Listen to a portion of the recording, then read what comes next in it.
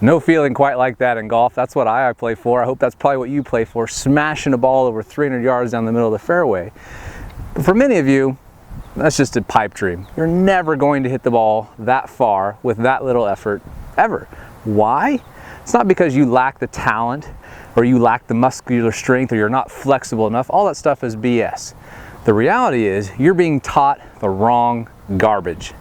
You put garbage in, you're gonna get garbage out. And if you've been taught to rotate your chest to produce power in the golf swing, I promise you, you're gonna not only run into back problems, herniated disc issues, etc., but you're never gonna get all the power out of your swing that you really deserve. If you want more distance off the tee, you wanna hit the ball like that with no effort, listen up, because I'm gonna show you and tell you exactly what you've been being taught that's incorrect and how to fix it forever. So, let's get out there and start pounding some 300-yard drives. What are we missing?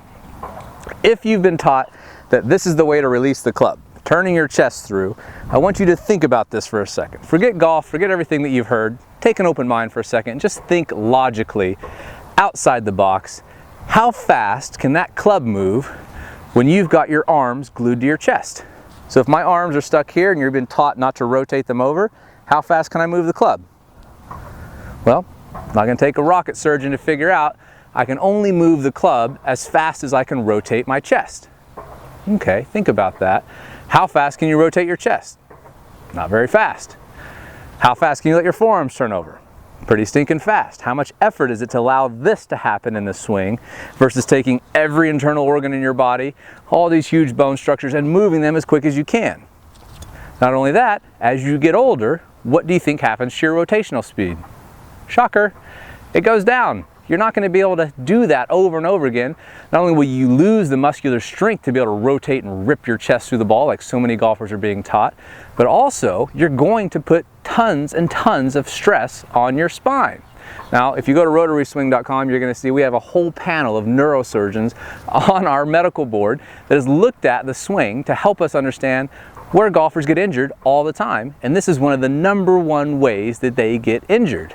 So, let's talk about this for a second, how you can not only avoid injury, but pick up speed for free. If that sounds like a good deal to you, this is going to make a lot of sense. So, many years ago, everybody on the planet was taught to let their forearms turn over in the golf swing, because that's the right way to do it. However, when everybody started kind of trying to use their body more and thinking that this was just really inconsistent, they started saying, well, let's release our body. Let's do that and then hold the club face square to the target all the time, which costs you 8 miles an hour, by the way, just by not letting the toe turn over. But on top of that, it started creating a ton of back issues. Look at the guys that you see on the tour today that do that. The Jason Days, injured. Rory McIlroy, injured. Tiger Woods, when he switched over to you-know-who, injured. In fact, career's done. All of that was due to this idea of rotating your chest through the target. Your spine hates two things: rotational force, as in shear force, and compression. When you rotate your body like this and you have side bend, which you're going to have when you're staying back behind the ball, you're putting your lumbar spine in the weakest possible position. You're actually stretching the ligaments in a way that is going to make it very easy to herniate a disc. So if you like having back surgery and herniated discs, keep doing that. If you don't, and you think this makes a lot more sense to just let your forearms turn over, then listen up, because this is the easiest way to produce speed like what you just saw there. The whole reason that this got changed is because everybody thought that they were trying to flip their hands over actively. That's the last thing on earth you'd ever want to do. You couldn't possibly consistently time that. I didn't try and flip my hands over when I hit that driver. I let my hands release by keeping them soft and letting the centrifugal force that I'm generating using my body, rotational, to allow the club to turn over. It's not an active release. That's the difference. If you're going from the top of your swing and trying to flip this face over, of course you're going to hit it all over the freaking place. However, Sir Isaac Newton is a really good golfer, and when you let the physics of the swing rotate your hands over instead of trying to control the club with your hands, all of a sudden the magic happens. And that's what it's all about. It takes no effort to do this. However, when you want to hit the ball harder with your chest, when you're taught to rotate as hard as you can, guess what you're going to do? You're going to rotate faster. When you rotate your shoulders hard from the top, what kind of force are you creating? Centripetal force for you physics majors out there. The result of centripetal force will always be centrifugal force. Now what is that centrifugal force going to act on? The club face, the golf club. It's going to make the club want to be thrown out away from you, like a little kid on the merry-go-round.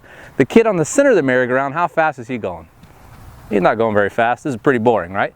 The kid 6 feet out from that, how fast is he going? He's hauling butt.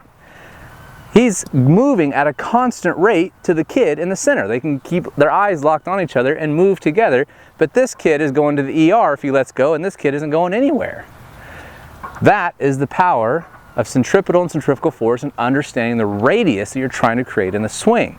So when you're trying to move your body and spin your shoulders really hard, all you're doing is making that kid out on the end of the merry-go-round go to the ER, which is your over-the-top nasty slice that doesn't go anywhere.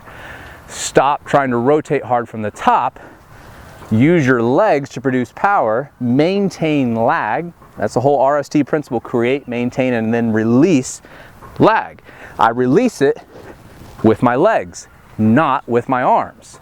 If you want to know more about how to release the club, I want to give you a bonus video that's going to talk about how tour pros use their legs to produce power and release the club, not just their bodies. If you're tired of being injured, if you're tired of being sore, if you're worried about being injured again in the future, listen up, because this bonus video is going to talk about how to release the club properly and getting rid of this whole idea of ripping your spine and every precious internal organ you have to the target, because it's just going to make you sore, tired, and eventually injured.